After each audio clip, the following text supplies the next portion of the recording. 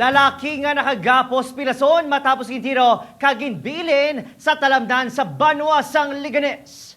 Biktima nakaluwas sa ginapatihan tuyo nga pagpatay, si Zen Kilantang nakatutok.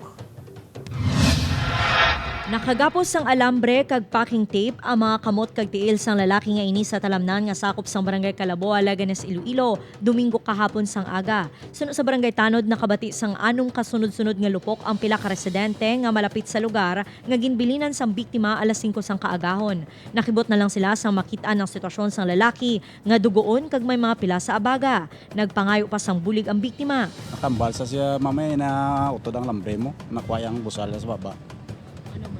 Nga daron sa ospital. Timutogin tao ka na mong ka-patrol ka-ambulansya. Ginkilala ang biktima kay Glenn Paloma, 29 anyos, kag residente sang Aganan, Pavia. Hindi pa matumod sang kapulisan kung ano ang motibo sa tuyong ang pagpatay kay Paloma. Muna na diskubrihan na lang nga ara na siya sa kilid sang dalan.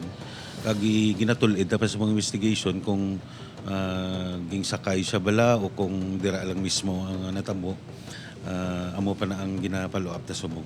Na-recover sang kapulisan ang isa kaslag sang bala kag natala ng isumite sa Regional Crime Lab. Upod Kirmal Porquia, Zen Kilantang para sa GMA Regional TV Early Edition.